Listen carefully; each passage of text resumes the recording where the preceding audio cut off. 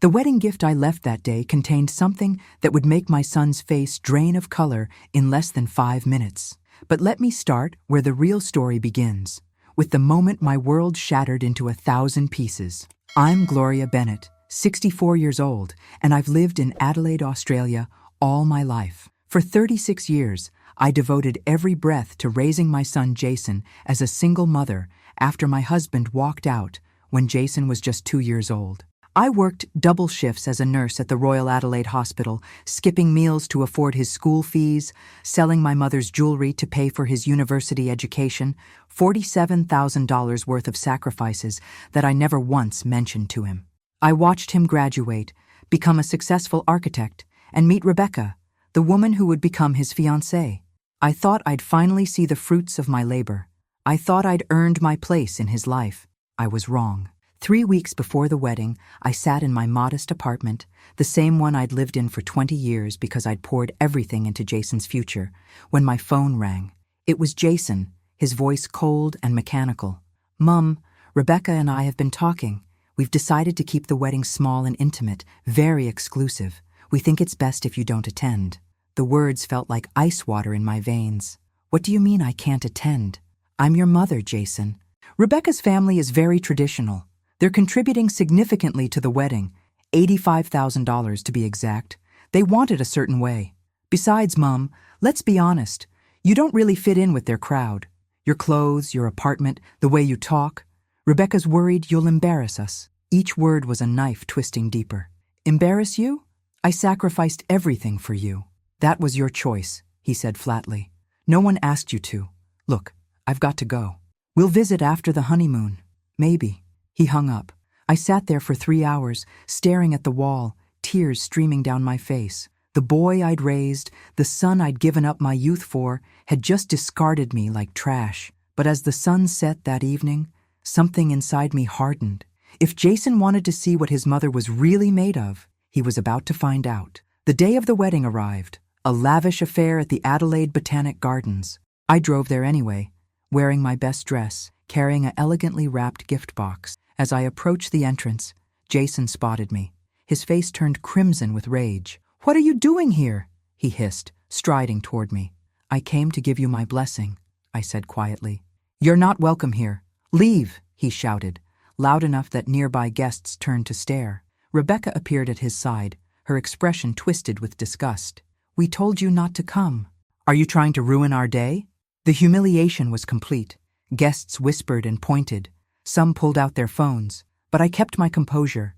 I placed the gift box on the reception table, looked my son in the eyes and said, "You'll want to open this sooner rather than later, Jason. Trust me." Then I turned and walked away, my head held high, despite the tears burning behind my eyes. I'd barely reached my car when my phone exploded with calls. Jason's name flashed on the screen. I let it ring 3 times before answering. "Mom, what did you do?" His voice was panicked, desperate, nothing like the cold tone from before. "Didn't I warn you?" I replied calmly, starting my engine. "You can't do this. You have to stop this right now." I smiled for the first time in weeks. "Oh, Jason, this is just the beginning. Before I continue this story, I'd love to hear from you. Please hit that like button if you're invested in finding out what was in that box. Subscribe to the channel so you don't miss what happens next, and leave a comment telling me where you're watching from and what time it is there. Now, let's see what Gloria put in that gift box. The phone calls didn't stop.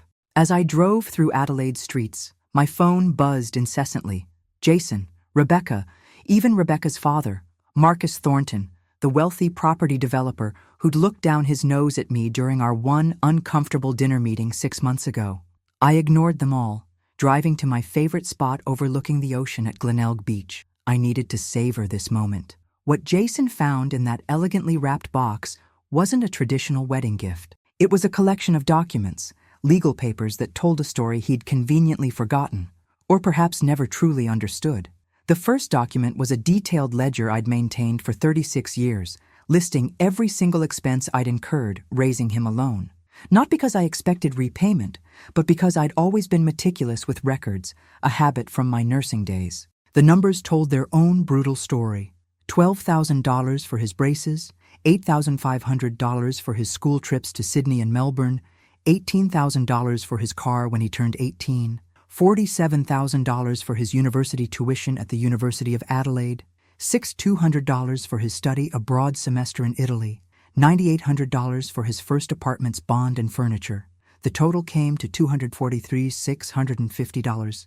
Every dollar earned through double shifts, weekend overtime, and selling off family heirlooms piece by piece. But that ledger was just the beginning.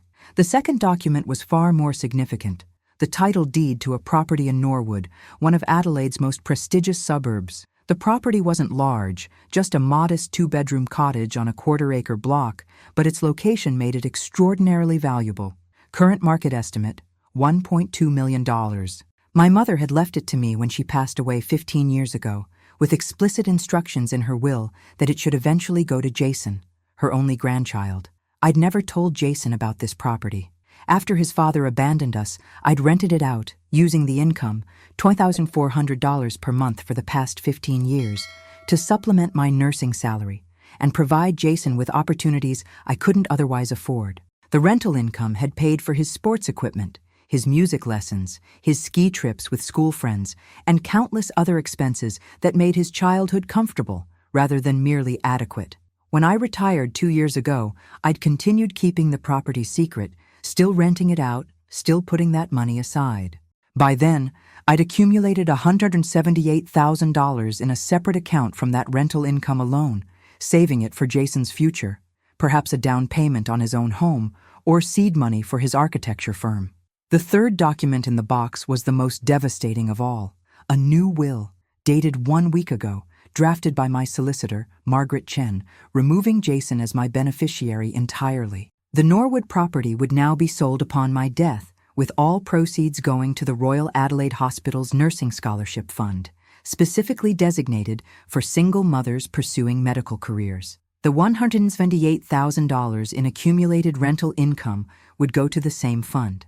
But here was the twist that made Jason panic. I'd included a letter explaining that I was considering selling the property immediately, while I was still alive, to establish the scholarship fund as a living trust. I wanted to see the impact of my gift while I could still appreciate it. The letter casually mentioned that I'd received an excellent offer, $1.3 million, and was planning to accept it within the week.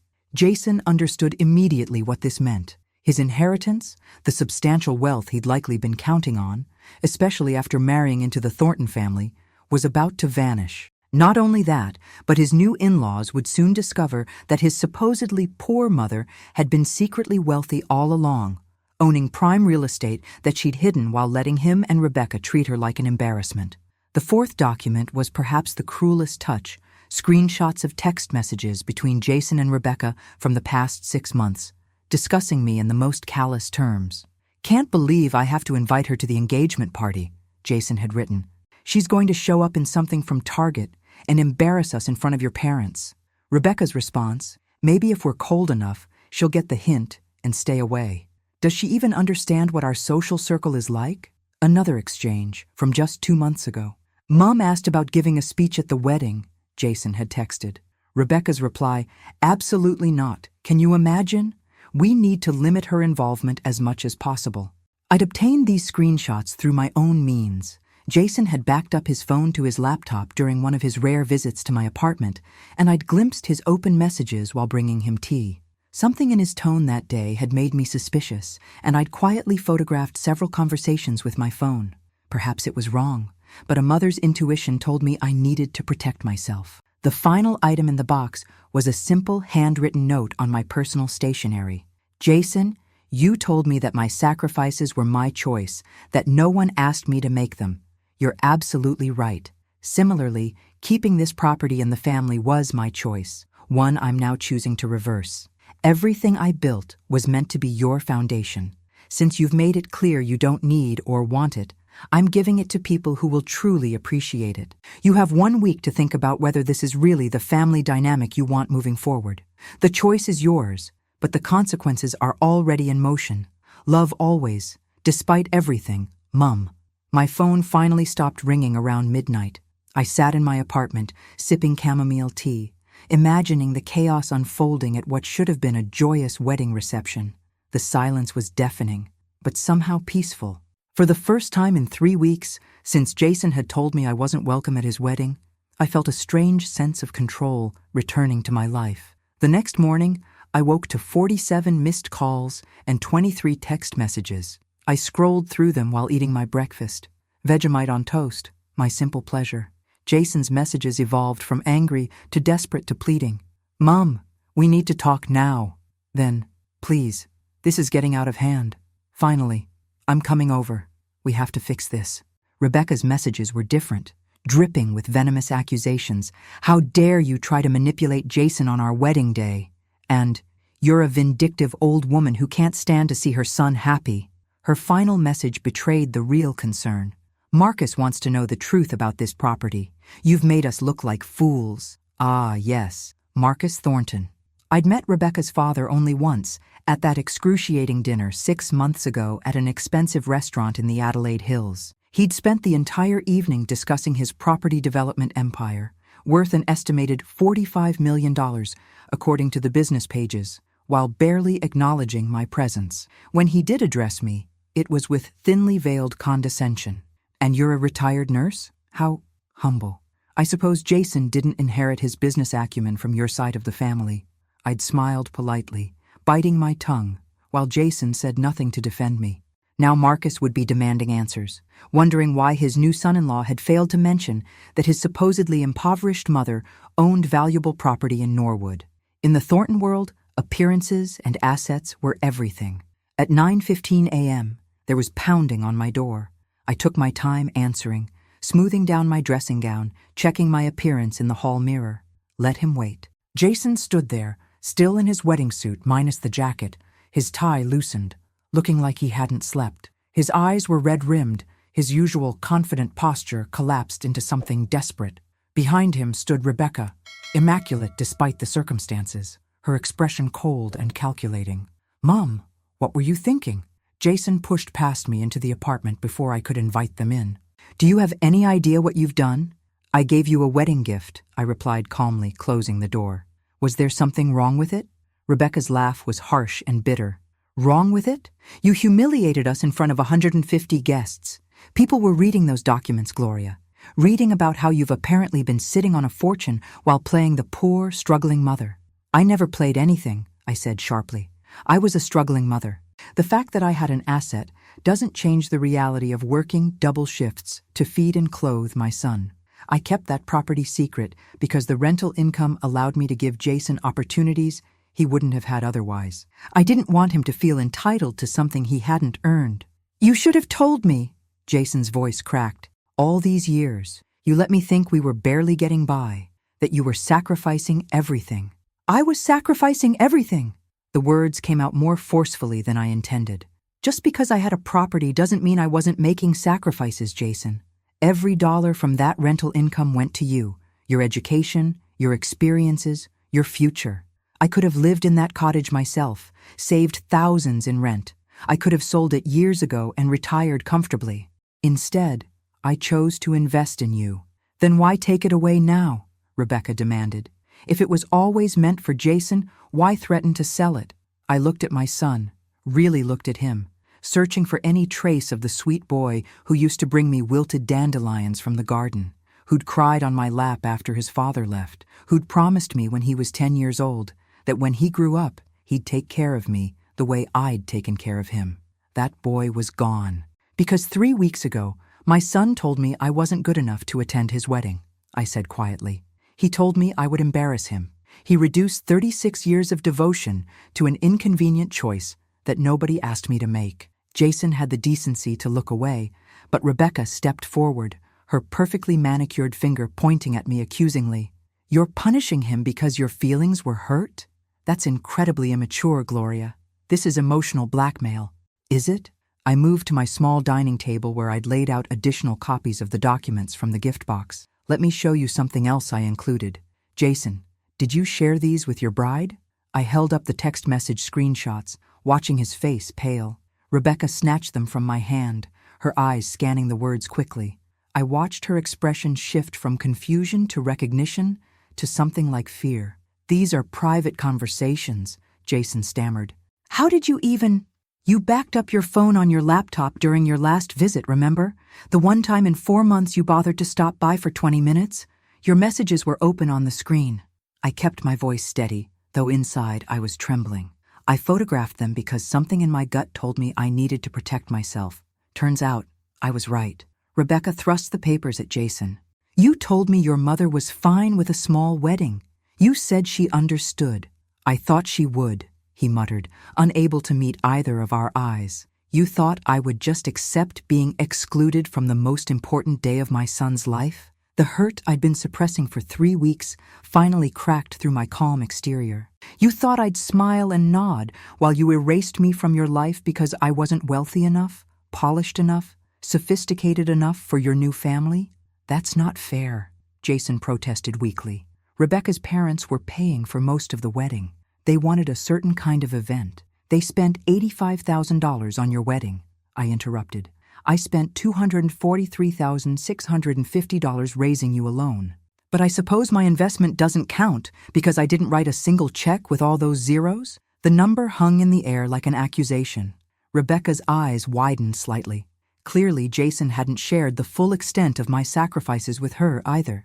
He'd probably painted some vague picture of a struggling single mother without getting into the painful details of what that struggle actually meant. And the rental income, I continued, pulling out another document, bank statements showing the monthly deposits, $2,400 per month for 15 years. That's $432,000 in total income from that property. Combined with the property's current value of $1.2 million, we're talking about $1.6 million in assets that I accumulated and managed while you thought I was barely scraping by. Jason sank onto my worn sofa, his head in his hands. Why didn't you ever tell me? Because I didn't want you to become the kind of person who values money over relationships, I said softly. I wanted you to work hard, to build your own success, to appreciate what you earned through your own efforts. I planned to tell you eventually, to give you the property as a wedding gift actually, along with the accumulated savings. I'd even drafted documents transferring it all to you. Rebecca's eyes sharpened. You were going to give him everything? Before he uninvited me from his wedding? Yes, that was always my plan. My mother left me that property with instructions that it should go to her grandchild.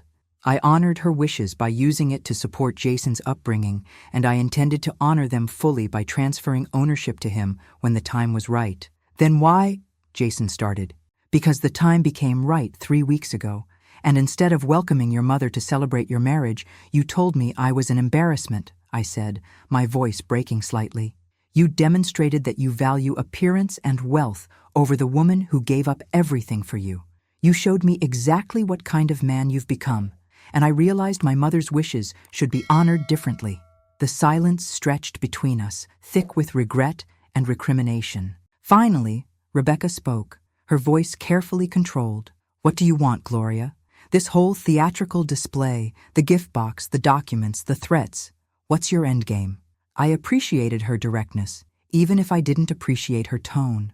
At least she was getting to the heart of the matter. I want my son to understand what he threw away, I said simply.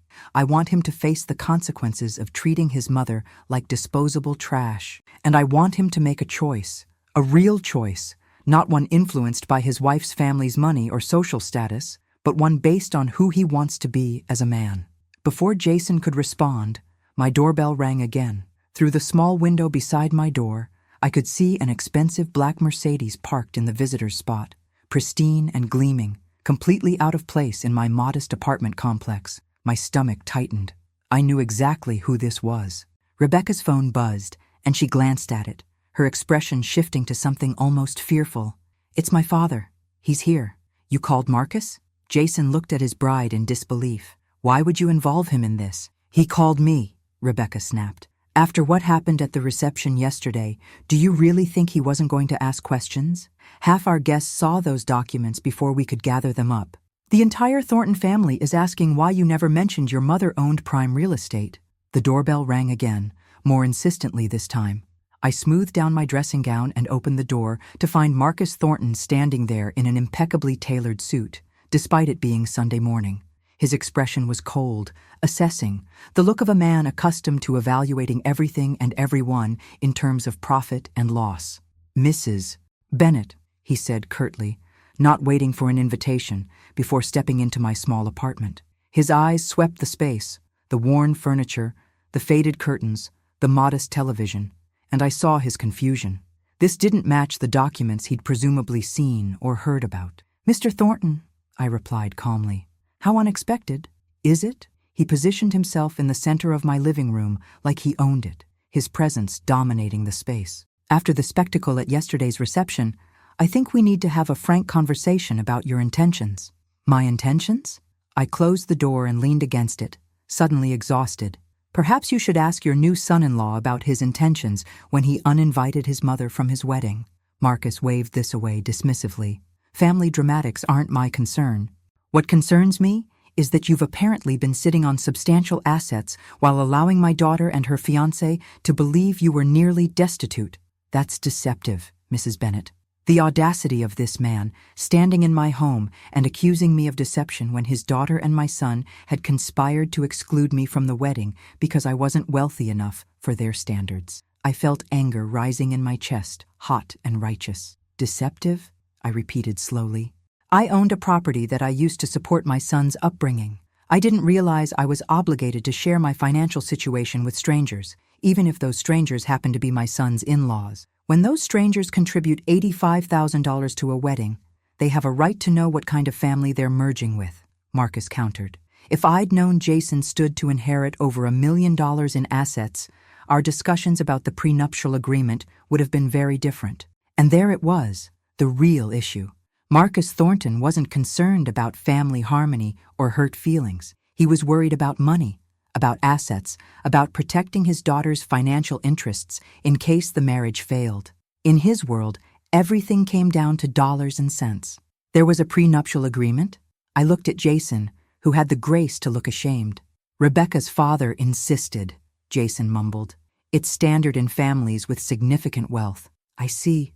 I moved to my kitchen, needing to put some distance between myself and Marcus Thornton's overwhelming presence. "So your bride's family protected their assets, but my son's potential inheritance wasn't worth protecting? Or perhaps you all assumed there was nothing to protect?" Rebecca spoke up, her voice defensive. "The prenup was fair. It protected both parties' pre-existing assets and established clear terms for any shared property acquired during the marriage. Except it didn't account for Jason's inheritance, because none of you knew about it," I said, filling the kettle more out of habit than actual desire for tea. "Tell me, if you'd known about the Norwood property, would you have been more welcoming to his poor, embarrassing mother?" The question hung in the air, unanswered, because we all knew the truth. Marcus cleared his throat. Marcus Thornton didn't sit down, even when I gestured toward my modest sofa. He remained standing, a power play I recognized from years of dealing with authoritative doctors during my nursing career. The man was used to intimidating people into submission, but I'd faced down cardiac surgeons during emergency situations. I wasn't about to crumble before a property developer, no matter how wealthy. "Mrs. Bennet, let's speak plainly," Marcus began, his tone shifting to what I imagined was his boardroom voice. "You're upset about the wedding situation. I understand that. But threatening to disinherit your son and donate over $1 million to charity out of spite is an overreaction that will harm everyone involved." "Overreaction?" I turned off the kettle, abandoning the pretense of making tea. "Mr. Thornton, my son told me I wasn't good enough to attend his wedding. He shouted at me in front of guests to leave because I was an embarrassment. Is a mother's wounded pride really so incomprehensible to you?" "What I understand is leverage," Marcus replied coolly. "You're using financial threats to manipulate your son into apologizing. That's a negotiation tactic, and I respect that. But here's what I propose. Jason apologizes publicly, acknowledges his mistake, and you agree to put the property in a family trust that benefits both you and him. Everyone wins." I almost laughed at his audacity. "Everyone except me, you mean? I'd still have a son who only values me because of my assets." "Don't be naive," Marcus said sharply. "We're all valued for what we bring to relationships, our resources, our connections, our contributions. Your son is a successful architect because of your investment in his education. Now that investment can benefit your family's future. There's no shame in that." "There's every shame in it," I countered, my voice rising despite my intention to stay calm. I didn't raise Jason to calculate the worth of human relationships based on financial benefit. I raised him to value integrity, loyalty, and love above material possessions. Clearly, I failed. Jason flinched at that, but Rebecca stepped forward, her expression hard. You're being incredibly selfish, Gloria. This isn't just about you and Jason anymore. I'm his wife now. Any decisions about family assets affect me too. If you give away what should be Jason's inheritance, you're stealing from our future, from your future grandchildren. The mention of grandchildren hit me harder than I expected. I'd imagined being a grandmother someday, babysitting, telling stories, passing on family traditions. But looking at Rebecca's calculating expression and Jason's guilty silence, I wondered what kind of values those hypothetical grandchildren would learn.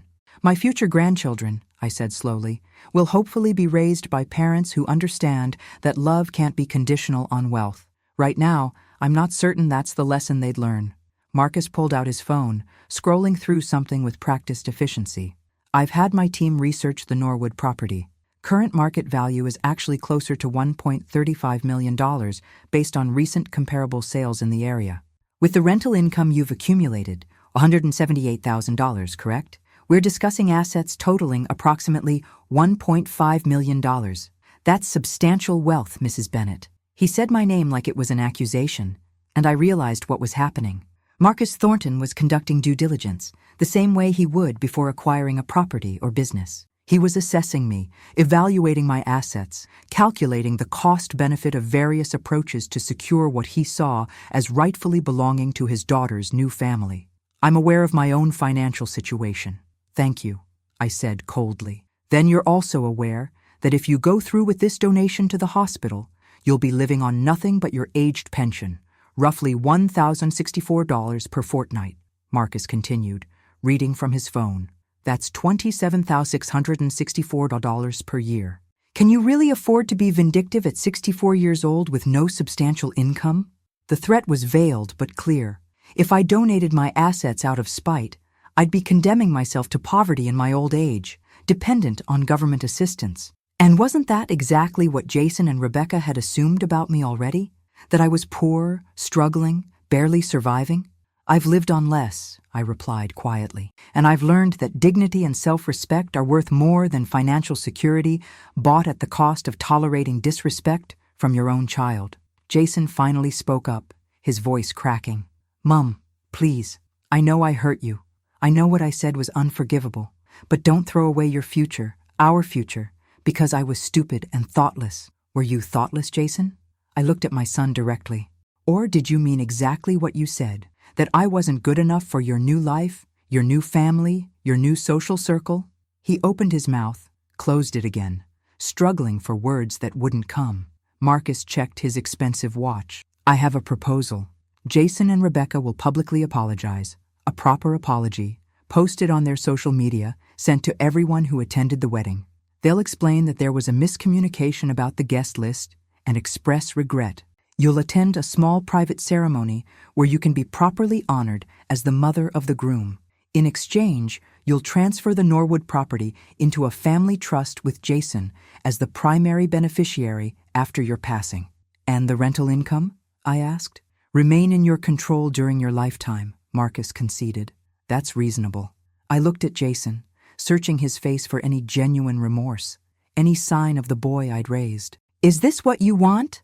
An apology orchestrated by your father-in-law as part of a property negotiation? Jason's silence was answer enough. The apartment felt suffocating with everyone's eyes on me, waiting for my response to Marcus Thornton's calculated proposal. Outside my window, I could see Adelaide's morning sunshine painting the neighboring buildings in warm light, a beautiful day that felt completely disconnected from the cold negotiation happening in my living room. No, I said simply. Marcus's eyebrows rose slightly, the first crack in his composed demeanor. I beg your pardon? No, I repeated, moving toward my front door and opening it. I decline your proposal, Mr. Thornton. I'm not interested in negotiating my dignity or my son's genuine remorse. If an apology requires contract terms and property transfers to occur, then it's not really an apology at all, is it? Mum, please, Jason started, but I held up my hand. Jason, do you remember when you were 12 years old and you broke Mrs. Patterson's window with a cricket ball? You came home terrified, and I asked you what you wanted to do about it. Do you remember what you said?" He nodded slowly, a memory flickering across his face. "I said I wanted to apologize and offer to pay for it with my birthday money." "That's right. You understood then that taking responsibility meant more than just saying sorry. It meant being willing to face consequences." "I was so proud of you that day." My voice caught slightly. "Where did that boy go, Jason?" Rebecca made a frustrated sound. "This is ridiculous. We're offering you everything you claimed you wanted. An apology, recognition, and financial security. What more do you need?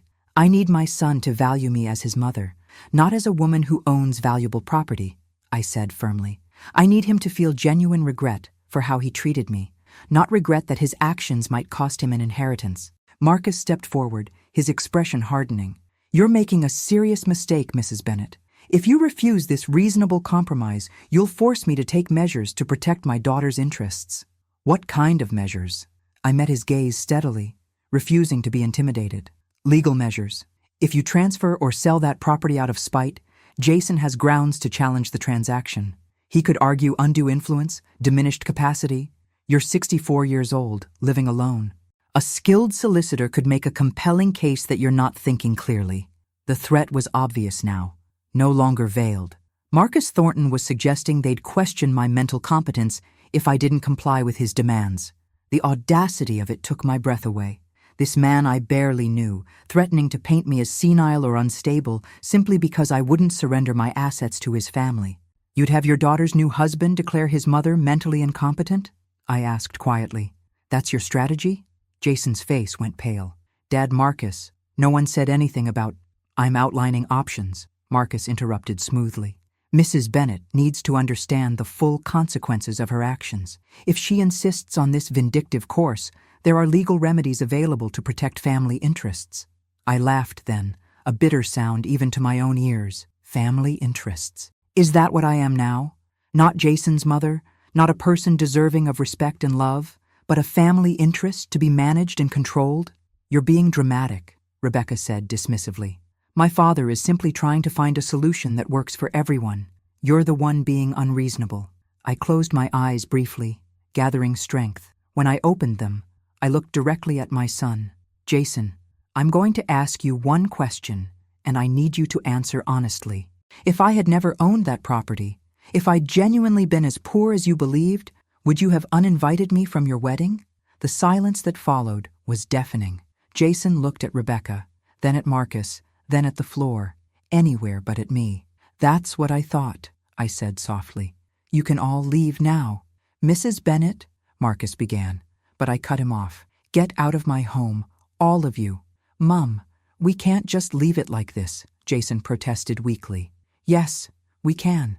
In fact, you already did." I held the door open wider. "You left it like this 3 weeks ago when you told me I wasn't welcome at your wedding. I'm simply accepting the family dynamic you established." Rebecca grabbed her purse, her expression furious. "You're going to regret this, Gloria. When you're alone in some government-funded nursing home with nothing and no one, remember that you chose this." Her words were meant to wound, and they did, but I refused to let her see that. After they left, I stood in my apartment for a long moment, my hand still on the doorknob, trembling slightly. The confrontation had taken more out of me than I wanted to admit. I was 64 years old, exhausted, and suddenly very aware of how alone I truly was. But I wasn't backing down. I picked up my phone and called Margaret Chen, my solicitor. We'd worked together for 15 years. She'd handled my mother's will, my rental agreements, and numerous other legal matters. If Marcus Thornton wanted a legal battle, he'd find I wasn't as helpless as he assumed. "Gloria?" Margaret's warm voice answered after 2 rings. "How did the wedding go?" "About as badly as possible," I replied, moving to my sofa and finally sitting down. "Which is why I need to move forward with everything we discussed. Today, if possible." "Are you certain?" Margaret's tone grew serious. "Once we initiate these actions, there's no easy way to reverse them." "I'm certain." Jason made his choice. Now I'm making mine. We spent the next hour on the phone, Margaret taking detailed notes about the morning's confrontation with Marcus Thornton. His threat about challenging my mental competence particularly concerned her. "That's actually quite serious, Gloria," she said carefully. If they pursue that route, even unsuccessfully, it could tie up the property in legal proceedings for months or even years, and the stress of defending yourself against such allegations. Would I win? I asked bluntly. Almost certainly, yes. You're clearly competent, you've managed your affairs responsibly for decades, and you have a documented history of sound decision-making. But winning and avoiding the battle are two different things. These kinds of challenges can be emotionally devastating, regardless of the outcome. I thought about this, staring at the photo on my mantle. Jason at his university graduation, his arm around my shoulders, both of us grinning at the camera. That had been 7 years ago. Had I already been losing him then, without realizing it? Do you have family who can support you through this? Margaret asked gently. Friends? Anyone who can be there for you? The question hit harder than it should have. My parents were gone. I had a few friends from the hospital, but we'd drifted apart since my retirement. My entire adult life had been built around Jason. My work, my sacrifices, my planning, all centered on his future. I'd been so focused on being his mother that I'd forgotten to build a life of my own. I'll be fine, I said, hearing the hollowness in my own voice. Gloria, Margaret said softly. I've known you for 15 years. I watched you care for your mother through her final illness while still working full-time and supporting Jason through university. I've seen your strength. But this situation is different. You're not just dealing with legal issues. You're dealing with family betrayal. That's a different kind of pain. Tears pricked at my eyes, but I blinked them away. What do you recommend? In terms of the legal matters, we move forward quickly. I'll draft the paperwork to establish the scholarship trust immediately. We'll also create an ironclad medical evaluation documenting your mental competence, cognitive testing, psychological assessment, the works. If they try to challenge you, we'll have overwhelming evidence of your capacity. I have colleagues who specialize in this area, and I'll arrange appointments for this week. And the property sale?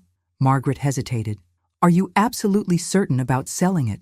The market is strong right now, yes, but that property is your safety net, Gloria. Once it's sold and the money is donated, you're living on your pension alone. That's roughly $27,000 per year. Your rent here is $1,400 per month. That's $16,800 annually, leaving you less than $11,000 for everything else. The numbers were stark, undeniable. I'd be living in poverty by choice, trading financial security for principal. Was my pride really worth that price? What if... I started, then stopped, uncertain. What if what? Margaret prompted gently. What if I'm wrong? What if Jason really does regret what happened, and I'm being too harsh? What if years from now, I'm alone and broke and realize I threw away my relationship with my only child over wounded pride? Those are valid questions, Margaret acknowledged. But let me ask you this. What if you give in, and Jason never truly understands what he did wrong? What if he thinks money can solve everything, that every problem has a price tag? What kind of relationship would you have then? I didn't have an answer. Think about it, Margaret continued. But think quickly. If Marcus Thornton is serious about his threats, he'll move fast. We need to be faster. After we hung up, I sat in the quiet of my apartment, my mind racing. 2 days passed in tense silence. I went through the motions of daily life, grocery shopping, morning walks along the beach, watering my small balcony garden. But everything felt muted, distant. I'd scheduled the medical evaluations Margaret recommended, and the cognitive testing had been surprisingly exhausting, leaving me drained and questioning everything. My phone remained mostly silent. No calls from Jason, no messages from Rebecca. The absence of communication was somehow worse than the confrontation had been. At least anger was an emotion, a connection. This silence felt like erasure. On the third day, my doorbell rang at 7 p.m. I almost didn't answer. I wasn't in the mood for unexpected visitors, and I half expected it to be Marcus Thornton with some new ultimatum. But when I peered through the window, I saw a woman I didn't recognize, mid-50s, well-dressed but not ostentatious, with kind eyes and an uncertain smile. I opened the door cautiously. "Can I help you? Mrs. Bennett? Gloria Bennett?" The woman's voice was warm but nervous. "I'm Christine Langley. I know this is strange, but I was at the wedding, Jason's wedding. I saw what happened." My stomach tightened. Great. Another witness to my humiliation come to gawk or judge. "I'm not interested in discussing..." "Please," Christine interrupted gently. I'm not here to cause trouble. I'm here because I think you should know something about the Thornton family, something that might help you understand what you're really dealing with. May I come in? Just for a few minutes? Something in her tone made me hesitate, then nod. I stepped aside and let her enter, watching as she took in my modest apartment with a sympathetic expression that wasn't quite pity. I was Rebecca's nanny, Christine explained as we sat down. I worked for the Thornton family for 12 years, from when Rebecca was 6 until she turned 18. I practically raised her while Marcus and his ex-wife Susan were building their property empire. Why are you telling me this? I asked carefully. Christine took a deep breath. Because I watched the Thorntons destroy Susan financially and emotionally during their divorce. Because I saw how Marcus uses money as a weapon to control everyone around him. And because after I left their employment and tried to maintain a friendship with Rebecca, the girl I'd helped raise, Marcus made it clear that people who aren't useful to the family are disposable. She pulled a folder from her bag, setting it on my coffee table. These are news articles and court documents from Marcus and Susan's divorce. It was settled 10 years ago, so it's all public record now. I think you need to know what you're dealing with. I opened the folder with trembling hands. The first article was from the Adelaide Advertiser's business section. Thornton Development CEO accused of asset concealment in high-profile divorce. I skimmed the text, my eyes widening at the details. Marcus had allegedly hidden millions in assets through complex corporate structures, leaving his ex-wife fighting for years to receive her fair share of the marital estate. Susan ended up with far less than she deserved, Christine said quietly. Marcus's lawyers buried her in paperwork, challenged every claim, dragged out the proceedings until her legal fees consumed most of what she might have won. She's living comfortably now, but nothing like she should have been. Why are you showing me this? I asked again, though I was beginning to understand. Because Marcus does this to everyone who opposes him. He uses the legal system as a bludgeon. He'll threaten you, intimidate you, make you question your own sanity and competence. And Rebecca? Christine's expression grew sad. Rebecca learned from the best. She watched her father manipulate her mother, watched him reward loyalty and punish independence. She's become just like him.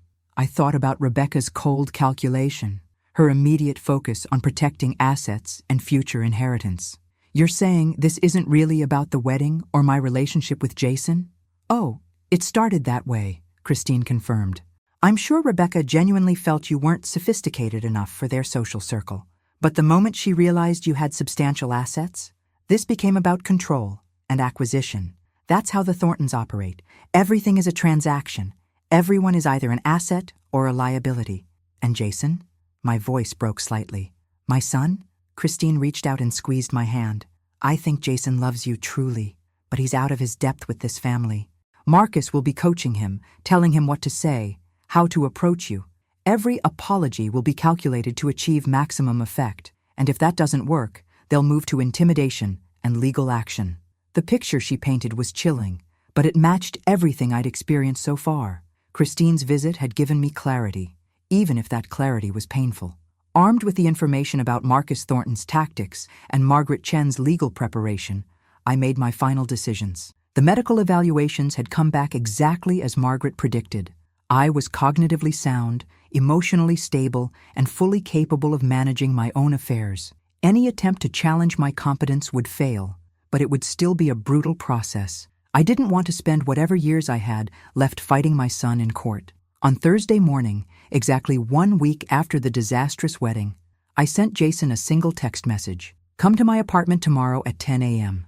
Come alone, or don't come at all. This is your last chance to have an honest conversation with your mother. To my surprise, he agreed immediately. Friday morning, Jason arrived precisely at 10. He looked terrible, unshaven, exhausted, wearing jeans and a rumpled shirt instead of his usual polished appearance. He stood awkwardly in my doorway, and for a moment I saw the scared little boy who used to run to me when he had nightmares. "Mom," he said, his voice hoarse, "thank you for seeing me."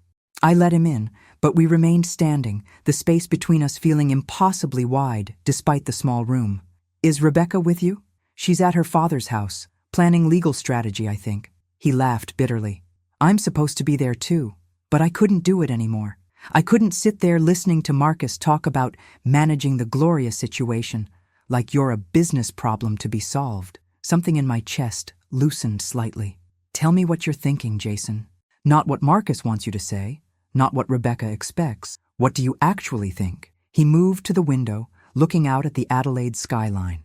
I think I've become someone my 12-year-old self would be ashamed of.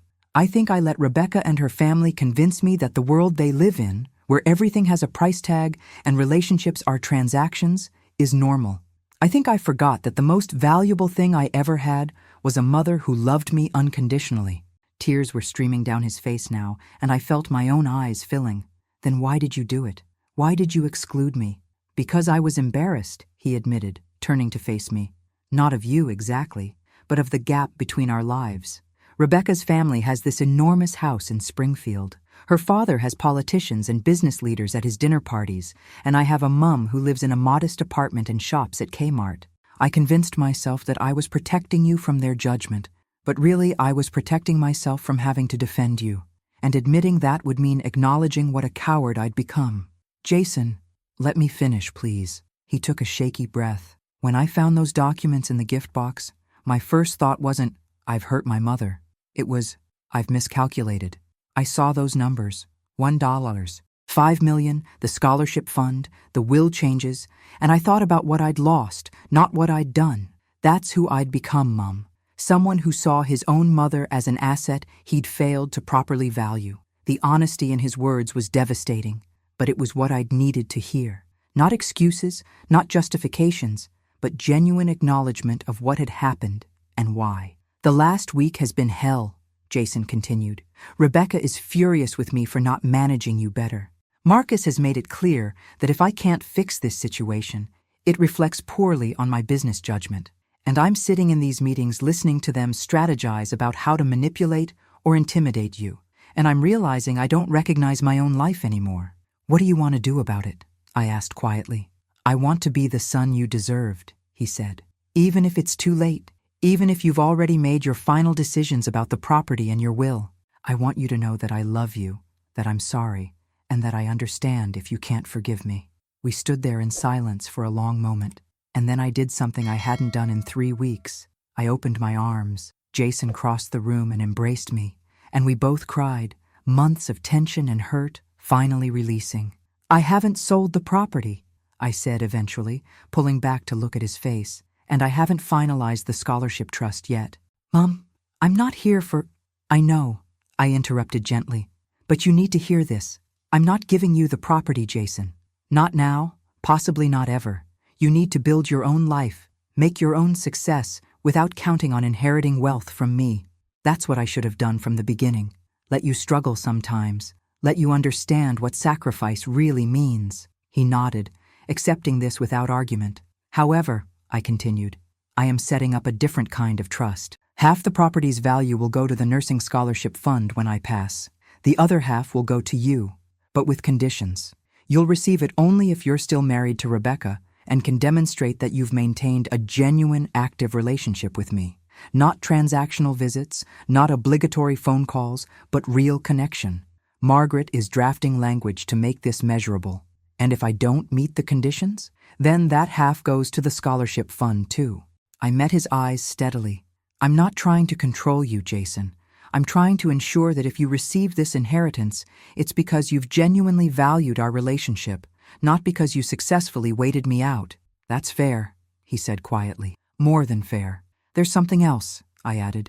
I want you to think carefully about your marriage. Christine Langley visited me, your wife's former nanny. She told me some concerning things about the Thornton family dynamics. I'm not asking you to divorce Rebecca, but I am asking you to consider whether the life you're building with her is the life you actually want. Jason was quiet for a long moment.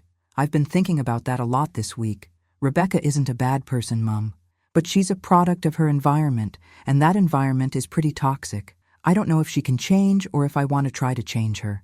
That's a decision only you can make, I said. But make it for the right reasons, not because of property or money or social status. He nodded, then asked hesitantly, Can we start over? Not pretending the last few weeks didn't happen, but maybe trying to rebuild from here? I smiled through my tears. We can try. But Jason, I mean it. I need a real relationship with you, not a performance. If you're doing this just to secure an inheritance, I'll know. I'm doing it because I miss my mom, he said simply. I've missed you for a long time, actually. I just didn't realize it until I thought I'd lost you completely. That conversation was 6 months ago. Jason comes to visit every Sunday now. Just the two of us. No Rebecca, no Marcus, no talk of business or money. We cook together, watch old films, talk about everything and nothing. He's moved out of the Thornton mansion and into a modest apartment of his own. Rebecca still lives with her parents, and their marriage is in counseling. I don't know if they'll make it, but that's their journey to navigate. I still own the Norwood property, still collect the rental income, and I'm still living in my small apartment by choice. I've started using some of that rental income for myself, though. I've joined a book club, started taking painting classes, even planned a trip to visit my cousin in Perth. I'm building a life that doesn't revolve entirely around being Jason's mother. The scholarship fund is established and already supporting 3 single mothers through nursing school. I visit them occasionally, mentor them through the challenges I remember so well. Watching their gratitude and determination has healed something in me that I didn't even know was broken. Marcus Thornton tried to pursue legal action, but Margaret shut it down quickly with the medical evaluations and documentation of my competence. After that failed, he attempted to freeze me out socially, telling people in Rebecca's circle that I was mentally unstable. Christine Langley, bless her, countered these rumors effectively. Turns out nannies hear everything and have long memories. I don't know what the future holds for Jason and me, or for his marriage, but I know that I'm no longer willing to sacrifice my dignity for anyone, not even my son. And I know that sometimes the greatest gift you can give someone is teaching them that love cannot be conditional on wealth or status or social approval. If my story resonates with you, please give this video a like and subscribe to my channel. I share more about navigating difficult family relationships and finding your own strength in challenging times. And I'd love to know where you're watching from and what time it is there. Leave me a comment below. Your support means everything to me, and knowing I'm not alone in these struggles makes all the difference. Remember, you teach people how to treat you. Sometimes the most loving thing you can do is hold the line and refuse to accept less than you deserve. It might cost you in the short term, but in the long term, it's the only way to build authentic relationships based on genuine respect. Thank you for listening to my story. Until next time, take care of yourselves and remember, you are worth more than what you can provide to others.